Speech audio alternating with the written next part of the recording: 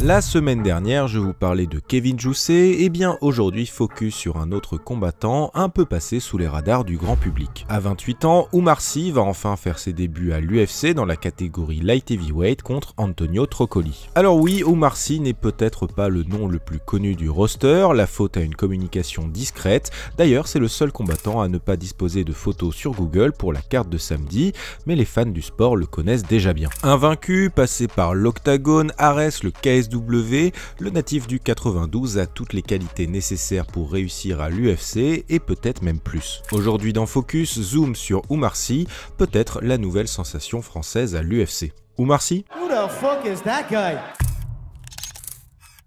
Cette vidéo vous est présentée par notre sponsor Golden CBD, le leader du CBD bio en France, 100% légal. Si vous cherchez des solutions naturelles pour apaiser l'anxiété, améliorer votre sommeil, réduire les inflammations, nous vous invitons à découvrir leur sélection de produits de haute qualité. Ils ont lancé une gamme spéciale sport conçue avec des professionnels et des médecins pour répondre au mieux aux attentes des sportifs. L'équipe Fight Minds recommande cette gamme composée de granules pour limiter les courbatures avec une utilisation simple et rapide, un roll-on à effet froid immédiat pour soulager une douleur et un baume musculaire pour se masser et détendre les muscles, tout ça pour une récupération musculaire optimale. Le lien en description et notre code exclusif FIGHT vous fera bénéficier d'une réduction de 30%, profitez d'une livraison discrète et rapide et découvrez la différence que le CBD peut faire dans votre routine.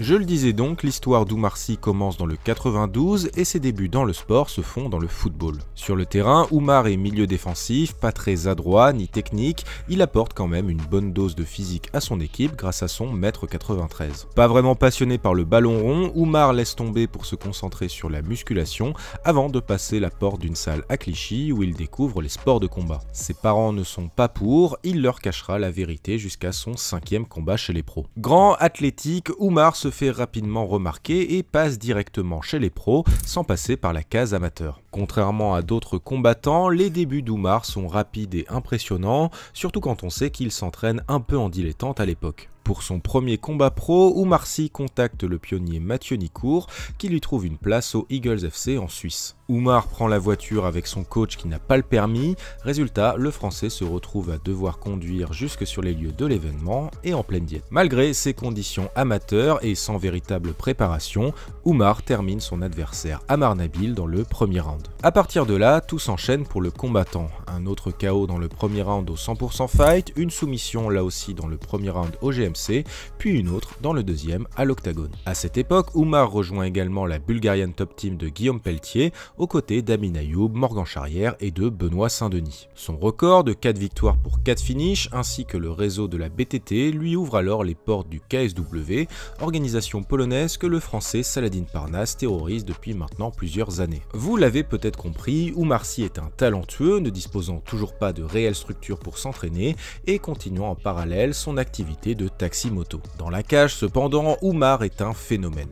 Puissant, athlétique, Oumar aime boxer mais sait aussi se montrer stratégique quand il le faut. Il devient rapidement le meilleur light heavyweight français. Au KSW, ses débuts sont également réussis, un KO dans le round 1 contre un autre invaincu, Adam Tomazic. Après un détour dans l'organisation française Ares et une victoire contre Paulin Béguet, Oumar revient en Pologne et bat cette fois-ci Gladkovic en main card du KSW 72. À ce moment-là, Oumar a un seul objectif en tête, ou plutôt 3 lettres, UFC. Contrairement à Saladin Parnasse, Oumar privilégie le côté sportif au financier, mais il ne faudrait pas trop comparer les deux situations. Alors que Parnasse évolue dans les catégories bourbier, featherweight et lightweight, Oumar lui est un light heavyweight, donc plus facile pour lui de percer rapidement, mais ça on va y revenir plus tard. Bref, dès 2022, un profil Oumar Sy apparaît sur le site de l'UFC, l'organisation américaine le veut et d'autres aussi. Cependant, pas d'UFC Paris pour Oumar, mais bien un retour au KSW. En mars 2023, il fait face au vétéran UFC Henrique da Silva, le français le soumet dans le premier round sans prendre un seul dommage. À ce moment-là, Oumar Sy affiche le CV parfait pour signer dans l'élite, il est jeune, invaincu, impressionnant dans la cage, mais la BTT doit encore négocier avec le KSW qui souhaite qu'Oumar gagne et défende sa ceinture dans leur organisation. Au final, Oumar fera un dernier combat au KOF en France et là encore c'est une victoire dans le premier round, trop fort. En novembre 2023, c'est officiel, Oumar Sy est un combattant de l'UFC.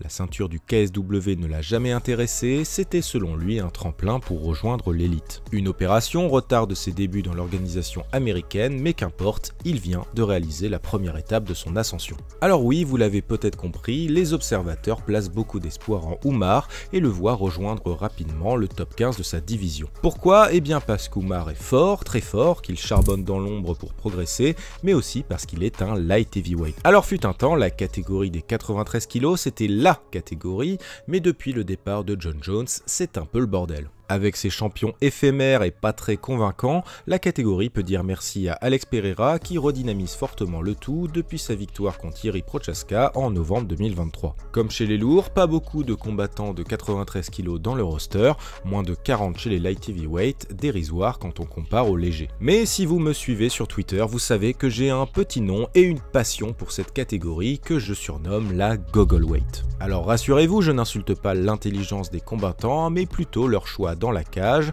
Dans la Goggleweight, ça frappe fort, mais ça manque aussi cruellement de technique et de fight IQ. Regardez le week-end dernier par exemple, Alonzo Menifield, 11e de sa catégorie, faisait face à Carlos Ulberg. L'Américain s'est jeté comme un aveugle sur son adversaire pour finalement se faire terminer en 12 petites secondes. Si ça c'est un combattant du top 15, alors c'est open bar pour Oumar Sy. Donc vous voyez bien où je veux en venir. Oumar Sy a l'opportunité en quelques victoires de speedrun l'UFC et de potentiellement intégrer le top 10 de sa catégorie, et ce plus vite que les autres, ce qui veut dire meilleur contrat en quelques combats. Matché à la base contre le solide Rodolfo Bellato, le français affronte finalement ce samedi Antonio Trocoli, 12-3, mais pas de combat depuis 2021. Mais vous avez bien compris, le CV de l'adversaire on s'en moque, ce qu'il faut c'est un beau highlight pour convaincre l'UFC qu'Oumar Sy est le nouveau talent d'une catégorie qui en a bien besoin. Oumar Sy contre Antonio Trocoli, c'est ce samedi en carte préliminaire de l'UFC Apex, et c'est en direct sur RMC Sport. Voilà, c'est fini pour cette vidéo. Si elle vous a plu, n'hésitez pas à la liker, à la partager